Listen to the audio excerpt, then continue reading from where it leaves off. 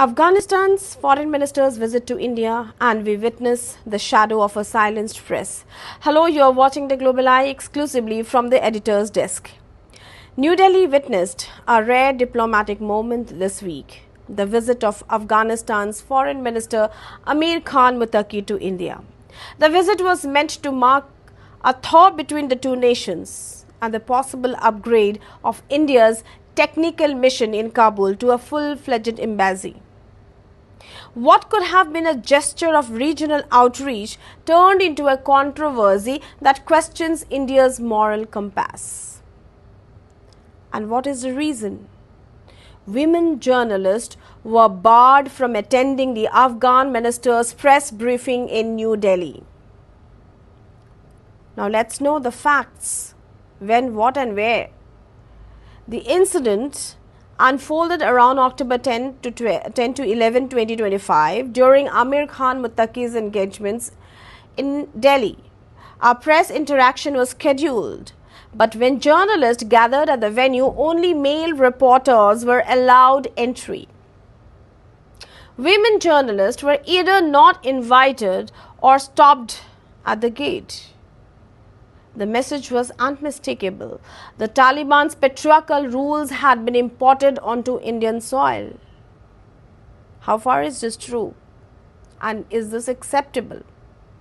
The Ministry of External Affairs, MEA, quickly distanced itself, stating that the event had been organized by the Afghan side, not by the Indian government. Invitations, officials claimed, were managed through the Afghan Consul General's office in Mumbai, absolving India of direct involvement. But that explanation did little to calm the outrage. Media bodies, women's groups, opposition politicians and ordinary citizens erupted in disbelief. How could this happen in India, the world's largest democracy, where equality and freedom are supposed to be non-negotiable? And now let's know why this matters. Beyond one press meet, women's rights and the symbolism of equality, India's constitution enshrines equality as a fundamental right. Article 14 guarantees equality before law. Article 15 prohibits discrimination on grounds of gender. Allowing a public event hosted in the national capital to exclude women based on their sex goes against both the spirit and letter of Indian democracy.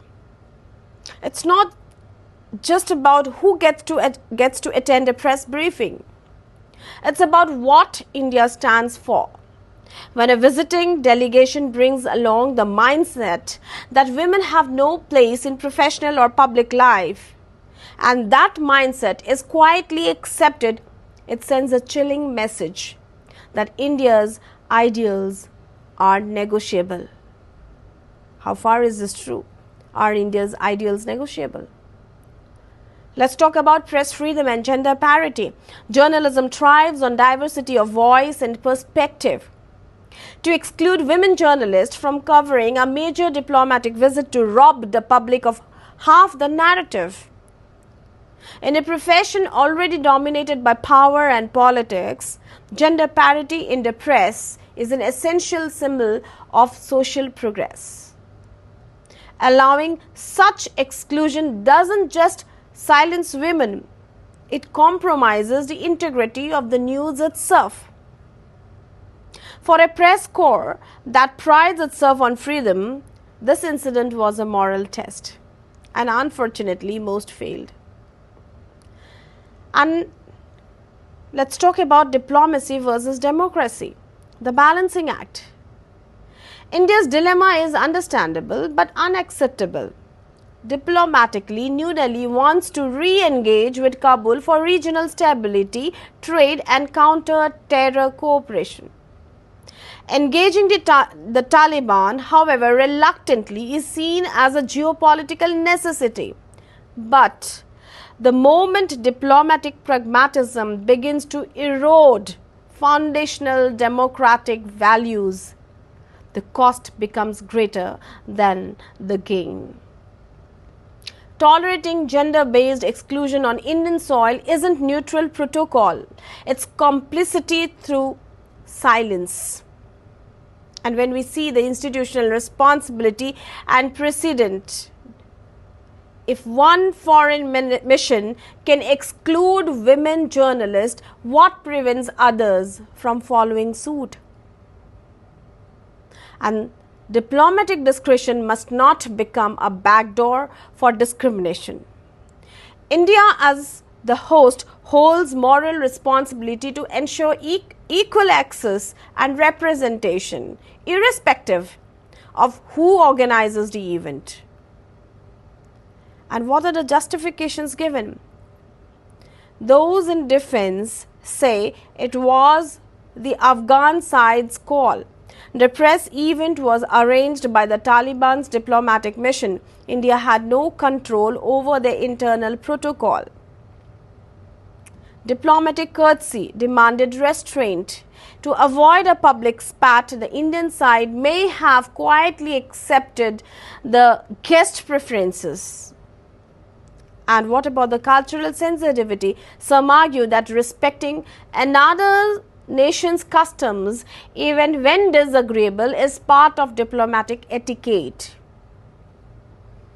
And also logistical or security reasons. There might have been limits on entry, though that does not explain why the exclusion was gender specific. But we can argue against, and these arguments are overwhelming, a breach of India's equality principles. The Constitution does not make exceptions for foreign guests when it comes to non-discrimination. A dangerous precedent. If tolerated once, it opens the door for similar demands from other delegations. Professional failure of solidarity. We see that male journalists should have refused to participate until their women colleagues were allowed in. Silence equals consent. Hypocrisy in national rhetoric. A country that celebrates Nari Shakti cannot afford to turn a blind eye to the public silencing of women. Damage to India's global image. As a nation that champions democracy and inclusivity, allowing such practices weakens India's moral credibility abroad. And today India must ask, if India on its own soil cannot uphold the rights of its women journalists against a foreign delegation's misogyny, what message does that send to the world?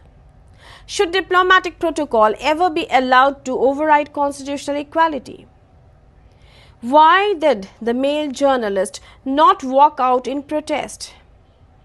Wouldn't collective refusal to cover have been a far more powerful statement of integrity?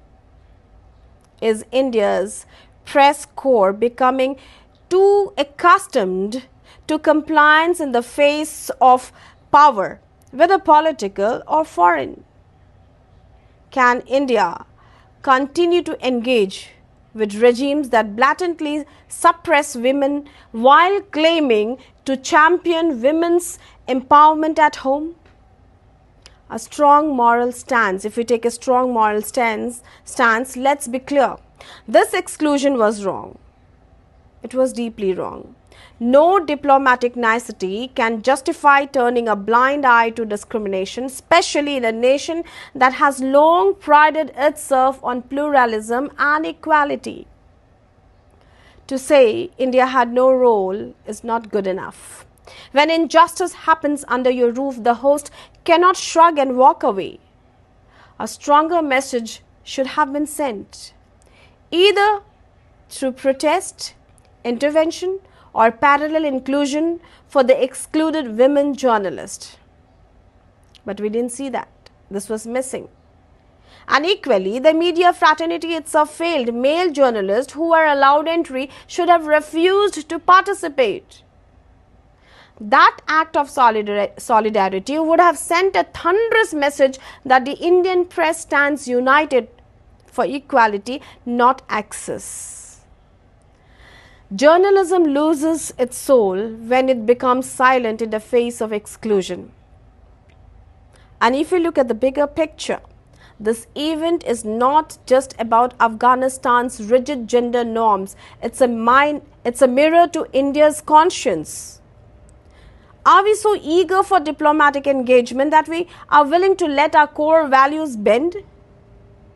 Are we so afraid of offending a foreign regime that we will quietly let it dictate who gets to speak and who doesn't in our own capital, in our own soil? Every time democracy makes such compromises, it chips away at itself. The barring of women journalists during Afghanistan's foreign minister's visit was not a minor diplomatic lapse. It was a moral failure. In a land that celebrates women as symbols of power, intellect, and independence, such silence is unacceptable. This incident must become a turning point, a reminder that no guest can import inequality into India. The next time a foreign minister or delegation visits, India must make its stance unmistakably clear. Our soil, our constitution, our principles, and in this land, women have an equal right to be heard, to speak. Because freedom that excludes women isn't freedom at all. And a press that remains silent in the face of injustice isn't the fourth pillar of democracy. It's just another spectator. Stay tuned to The Global Eye for another exclusive only from the editor's desk.